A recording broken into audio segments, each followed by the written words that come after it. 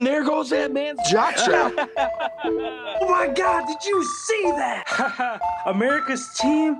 Yeah, right. Oh, baby, it's a big day in sports. There's nothing like battling it out with your teammates all season long to go win a championship. Green Bay's got it this year. Huge move for them. I think it's going to be a game changer. We have a lot to talk about this busy week in the sports world. Welcome to the In a League of Their Own podcast.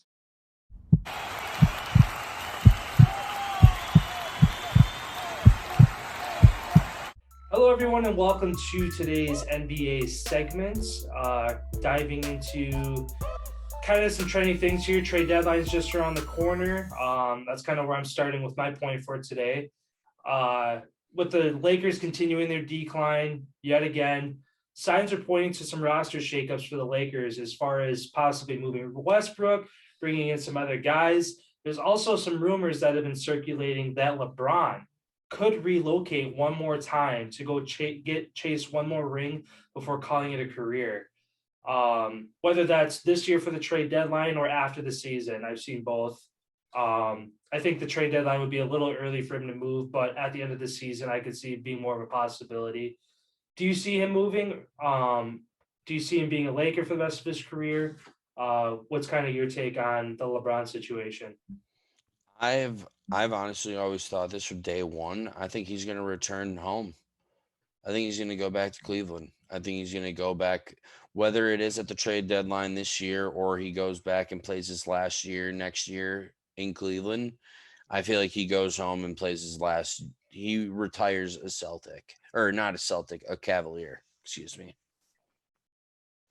Yeah, I mean, there's every team's on the table when you're talking LeBron, KD, Giannis, these guys, to where any team will take them for the right price. Yeah, I mean, the Cavs would be a scary team as far as how good they've been playing this year. You add LeBron to that as far as another scorer, his defensive side to him as well. Yeah, I don't know. I mean, there hasn't been any like major sources to back up LeBron moving. Again, this is just, there's always speculation. I mean, when he's this late in his career, you always wonder, all right, how long is he going to stick it out with the team? Because at this point for him, it's, if he's not winning a ring, it's a wasted, like, I mean, it's a wasted year for everybody if you don't win a ring. But for him, mostly, because this could be his last year, next year could be his last year. Nobody really knows. But yeah, it'd be cool to see him go back to Cleveland. I mean, I don't see him going to a bottom of the barrel team like the Magic, the Rockets, Pistons. Like, I don't see any of those teams being on the table. But yeah, it'd be cool to see him go back to Cleveland.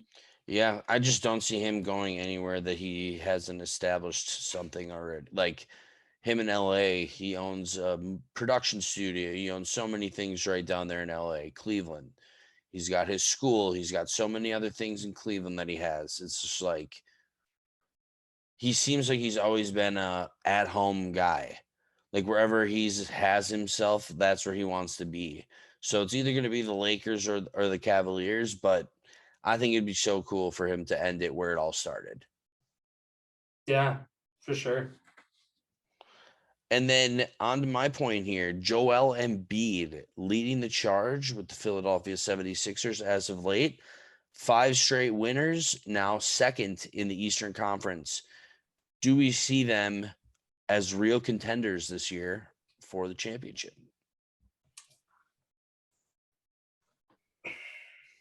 And they also still have Ben Simmons in pocket that they can still do something with. Yeah. Yeah, I mean, it's going to be interesting to see what they do with him for the trade deadline here.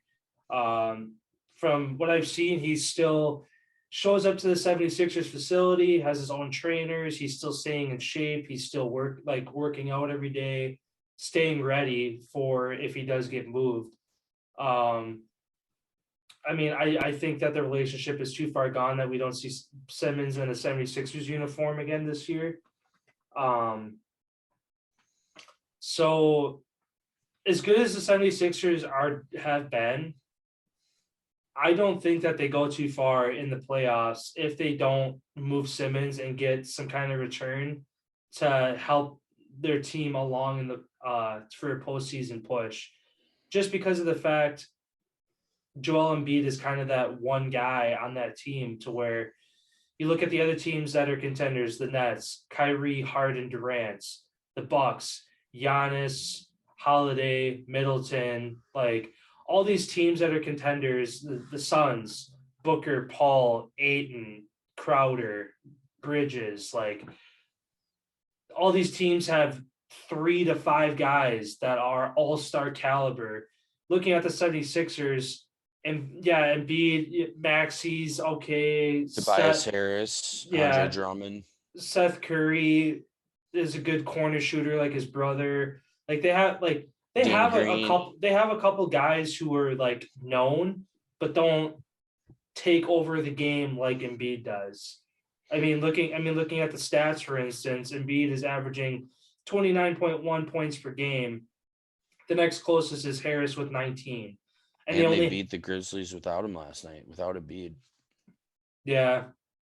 But they only have 5 guys averaging double-digit points, to where some of these teams with depth, like the Suns, some other teams have 7, 8, 9 guys averaging double-digit points because they share the basketball well. The Cavaliers, for instance, I think they're one of those teams that have close to 10 guys averaging double-digit points. There's not one guy they lean on. They do it by committee.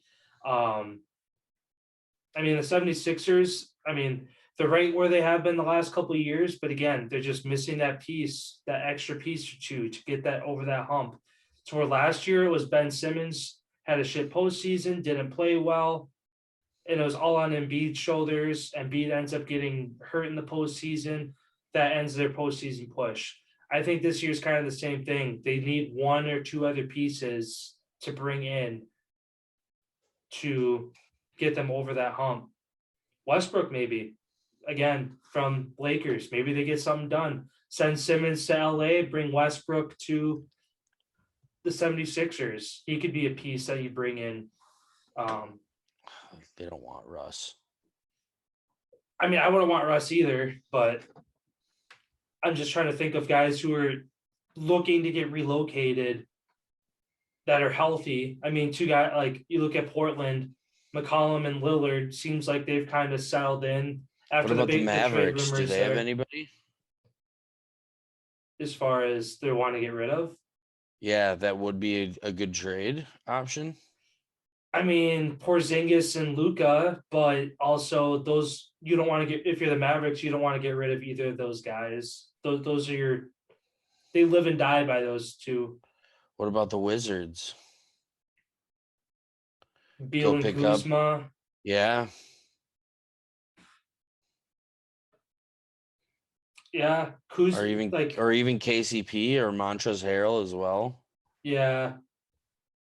I don't know. And then who do the Knicks even have? I was just looking at teams that are lower down. Julius Randle, RJ Barrett, Kevin Knox, Derrick Rose, Kemba Walker, Evan Fournier, Cam Reddish. Like they're loaded. Yeah. But they're irrelevant. Well, because they don't. Well, move a guy. Yeah. Pick up D Rose for the run. Yeah. Yeah, the Knicks have good defense. They're in the top 10 for defense, but they're in the bottom half for offense. For whatever reason, that team just can't click offensively right now. I don't know. But yeah, as far as the 76ers, I think they're going to be in the exact same spot they were the last couple of years. They're just missing one piece to go the distance, and I don't think they get there this year. A second round exit, semis exit, kind of like they have been the last couple of years. I see them making it to the conference finals. Who knows if they have what it takes to get over whoever they're going to face at the end there. But just the way that I've seen this team come on with and without Embiid in the lineup,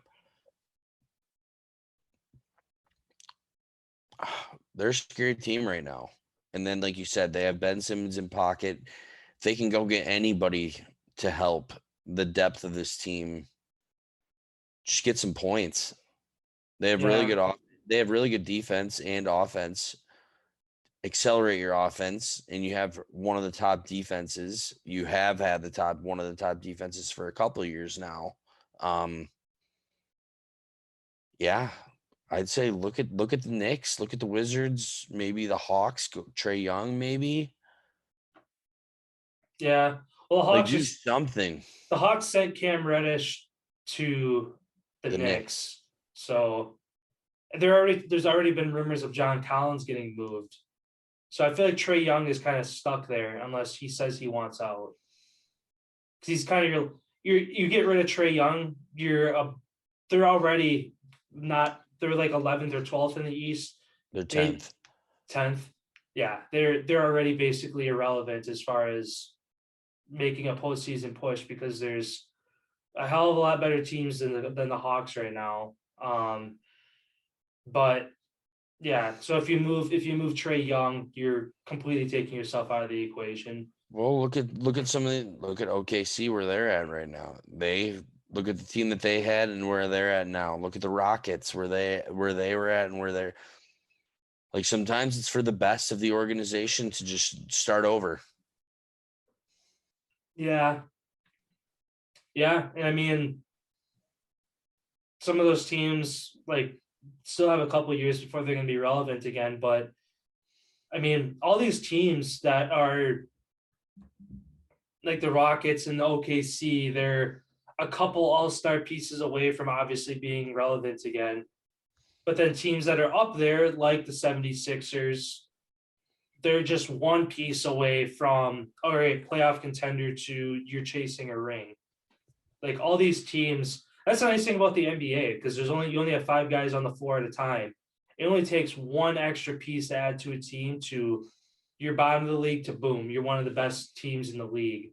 Where NFL, hockey, as far as, I mean, in hockey with your different line changes, and then football, your depth, your 53-man roster, adding one guy to your team, unless you're Aaron Rodgers, Tom Brady, top 5 talent in the league, you're not going to make a big difference. NBA, you do get that chance where you add one guy and you make a difference, which is why trade deadline, was it late or next week already? Some teams are going to have to kind of reach out and take a chance here if they want to try to make a postseason push. Yeah, February 10th, so 8 days. So yeah, next Thursday then. Yep. Yeah, we'll see. I mean, it's cool to see them staying relevant. Yeah, it's crazy how tight, again, that the East is. 3 games separate Brooklyn in the 6th spot and Chicago at the top spot. And then you go to the bottom half and it's all close like that as well. Yeah, 7 through 10 is only 3.5 games also. And then 10 through 12 is 1 game. So like still one bad week could still fuck you up in the season yet. Yeah. Yeah, I mean, really in the East, the only 2 teams you can count out are Detroit and Magic. Everybody else is with, like you said, a week or you have a good week or 2, and the teams ahead of you have a bad week or 2, you're right in it. And the Pacers are 1 more bad week from being out of it. Yeah. Yeah, because they're 14 games back. They're 6 games out of the play-in tournament. Still kind of within reach, but yeah, 1 or 2 more bad weeks, and yeah, they're done. Well, this concludes the end of our NBA segment. Tune over to our other segments for our NHL and NFL news.